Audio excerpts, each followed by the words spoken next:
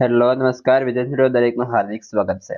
મિત્રો ધોરણ 7 વિષય ગુજરાતી પાઠ નંબર 1 ચાલો યાદ કરીએ। મિત્રો નવી સૌજન પોથીના આધારે આપણે પેજ નંબર 1 થી 3 નું સંપૂર્ણ આજે સોલ્યુશન જોવાના છે, જે તમને પરીક્ષામાં પણ ખૂબ જ ઉપયોગી થશે અને તમારે આ જે છે સૌજન પોથીની અંદર લખી લેવાનું રહેશે। તો ચાલો શરૂ કરીએ। મિત્રો તમે તમારે સૌજન પોથી જે ખોલશો એટલે તમને સૌપ્રથમ ચાલો યાદ કરીએ આ પ્રમાણે જોવા મળશે। જેની અંદર મિત્રો આપણે જે સમજ છે તેના આધારે નીચેના જે આપણને પ્રશ્નો આપેલા છે એ પણ લખવાના છે અને વધારે આપણને તેની અંદર સારી રીતે સંપૂર્ણ માહિતી સાથે આપણે તે વિગતો ભરવાની છે। તો જે મિત્રો મહાવરો 1 છે તેના પણ આપણે પ્રશ્નોના ચાલો જવાબ જોઈએ।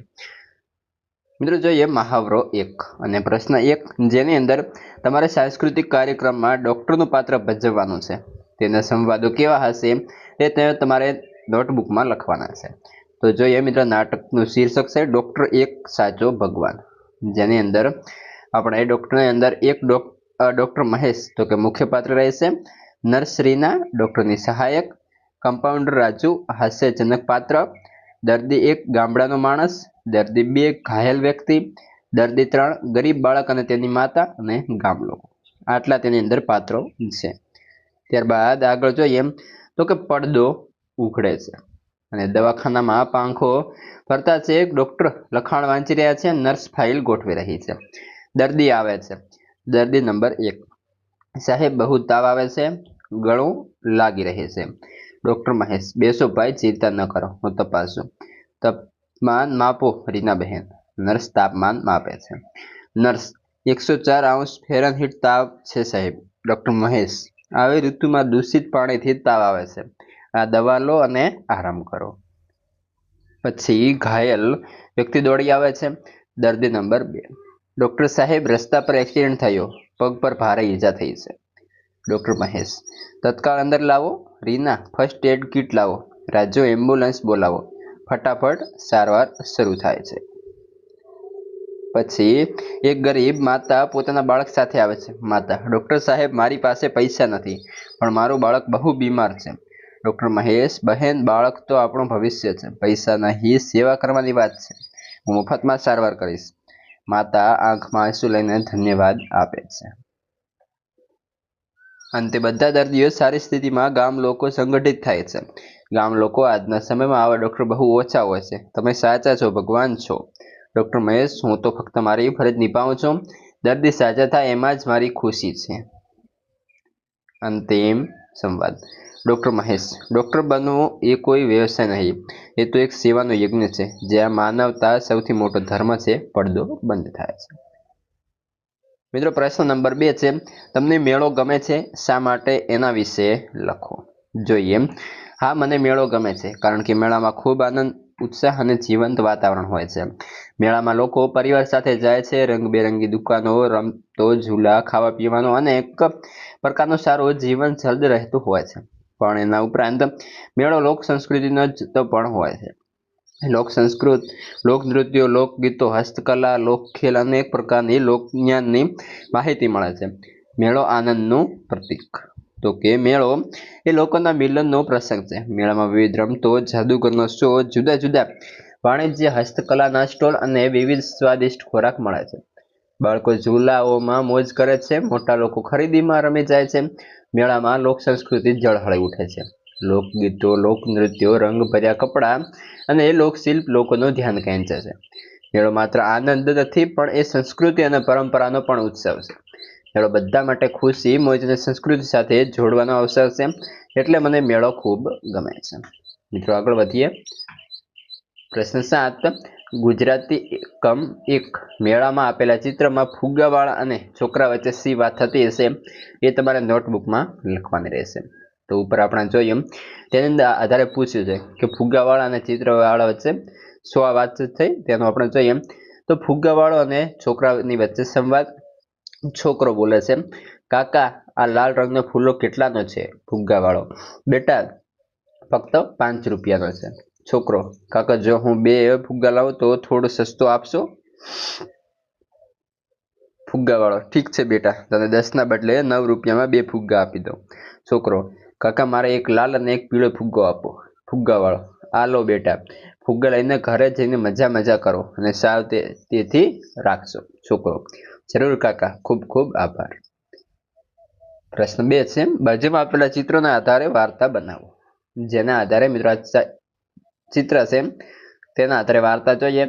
તો કે વાર્તાનું શીર્ષક બનશે મિત્રો સિંહ અને ઉંદર, અને જેની અંદર બોલ્યો તો કે સેવા ભાવ કદી વ્યર્થ જાય નહીં. વાર્તા જોઈએ. એક જંગલમાં એક સિંહ ઊંઘી રહ્યો હતો. એટલામાં એક નાનો ઉંદર રમતો આવ્યો અને અનાયાસે સિંહના શરીર પર દોડવા લાગ્યો. સિંહના ઊંઘમાં ખલેલ પડી. તેણે ગુસ્સામાં ઉંદરને પકડી લીધો. સિંહ ગર્જન કરીને બોલ્યો, નાનકડા જીવ, તું મારી ઊંઘ બગાડે છે, હું તને હવે મારી નાખીશ. ઉંદર ડરથી કાંપી ઉઠ્યો અને વિનંતી કરવા લાગ્યો, મહેરબાની કરીને મને છોડો. મહારાજ, કદાચ એક દિવસ હું તમારા કોઈ કામ આવી શકું. સિંહ હસ્યો અને કહ્યું, હા, તું નાનો ઉંદર શું કામ આવી શકે. પણ પછી તેણે દયાથી ઉંદરને છોડ્યો. થોડા દિવસો પછી એ જ સિંહ જંગલમાં ફસાયેલા એક શિકારીના જાળમાં આવી ગયો. તે જોરથી ગર્જના કરવા લાગ્યો. તેની ગર્જન સાંભળીને ઉંદર દોડી આવ્યો. ઉંદર તરત જ ઝાડના દોરાઓને કાપવા લાગ્યો અને થોડા જ સમયમાં સિંહને મુક્ત કરી દીધો. સિંહ ખુશ થઈને બોલ્યો, ઓ નાનકડા મિત્ર, આજે મને સમજાયું કે નાના પણ મહાન કામ કરી શકે. શિક્ષા: તો કોઈ પણ નાની લાગતી મદદ ભવિષ્યમાં મોટી સાબિત થઈ શકે છે. બધાને દયા અને સન્માન સાથે જોવું જોઈએ. મિત્રો આગળ છે, વૃક્ષારોપણ કરવાનું હોય તો તમારા અને પિતાજી વચ્ચે કેવી વાતચીત થશે લખો. તો કે સૌપ્રથમ તમારે અહીં મિત્રો તમારે તમારું નામ લખી લેવાનું રહેશે. ત્યારબાદ અહીં પિતાજીનું નામ લખવાનું રહેશે અને ઘર આંગણે પિતાજી સાથે બેઠા છીએ એવી રીતે આપણે રહેવા રહેશે. રવિ: તો આપણે ઉદાહરણ તરીકે નામ લખ્યું છે રવિ અને એમના પિતાજી. તો રવિ: પપ્પા, આવતીકાલે આ શાળામાં વૃક્ષારોપણ કાર્યક્રમ છે, હું પણ તેમાં ભાગ લઉં છું ને. પિતાજી: અરે વાહ, બહુ સારું વિચાર્યું બેટા, વૃક્ષારોપણ તો પર્યાવરણ માટે ખૂબ જ ઉપયોગી કાર્ય છે.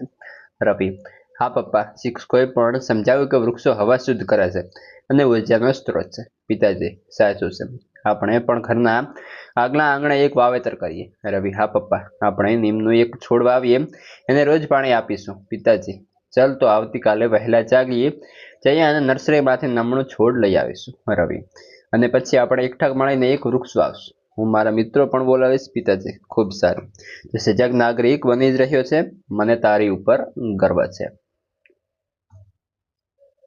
પ્રશ્ન 4, આપેલા શબ્દનો છેલ્લો અક્ષર લઈ તેના આધારે નવો શબ્દ બનાવો. સરોવર, રમકડું, ડુંગર, રસોઈ, ઇમારત, તારું.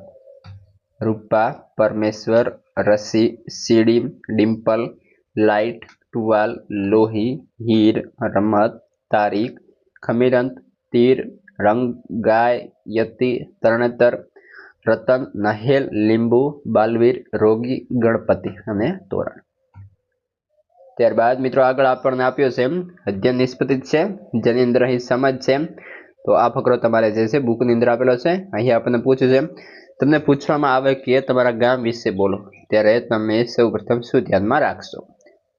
તો મિત્રો જોઈએ, તો આપણે ઉદાહરણ તરીકે લખીએ, મારું ગામ માંગરોળ. નિબંધ અથવા ભાષણ રૂપે આપણે લખવાનું છે. તો કે મારા ગામનું નામ માંગરોળ છે. તે ગુજરાત રાજ્યના બનાસકાંઠા જિલ્લામાં આવેલો છે. ગામ નાનો છે, ખૂબ જ સુંદર અને શાંત છે. અહીંના લોકો મહેનતી અને ભાઈચારો ધરાવતા છે. ગામના મોટા ભાગના લોકોનો મુખ્ય વ્યવસાય ખેતી છે. ખેતરમાં ઘઉં, બાજરી, જીરું, રાયડો જેવા પાકો ઉગાડવામાં આવે છે. કેટલાક લોકો પશુપાલન પણ કરે છે. ગામમાં પ્રાથમિક શાળા, દવાખાનું, ગ્રામ પંચાયત અને આંગણવાડી જેવી પાયાની સુવિધાઓ છે. બાળકો શાળામાં ભણવા જાય છે અને વૃદ્ધો મંદિર જઈ ભજન કરે છે. માંગરોળમાં કુદરતી સૌંદર્ય ખૂબ છે. ખેતરો લીલા ભરેલા હોય છે અને ગરમીમાં ઠંડક આપે છે. ગામમાં હનુમાનજીનું મંદિર ખાસ પ્રસિદ્ધ છે. અહીં દર શનિવારે ભજન અને આરતી થાય છે. દર મહિને શેણલ માતાજીના મંદિરમાં મેળો પણ ભરાય છે, જેમાં બધા લોકો ઉત્સાહભેર ભાગ લે છે. હું મારા ગામમાં ખૂબ જ ખુશ છું. મને અહીંનું વાતાવરણ અને લોકોનો પ્રેમ ગમે છે. હું મારા ગામ માંગરોળ પર ગર્વ અનુભવું છું. આભાર. મિત્રો આ તો પાઠ આપણો 1 છે, જેની અંદર પેજ નંબર 1 થી 3. હવે આગળનો જે છે એ તમને આ વિડીયો ડિસ્ક્રિપ્શનમાં લિંક આપેલી છે, અથવા તો આપણા ચેનલના પ્લેલિસ્ટમાંથી પણ આગળનો હવે મેળવી શકશો.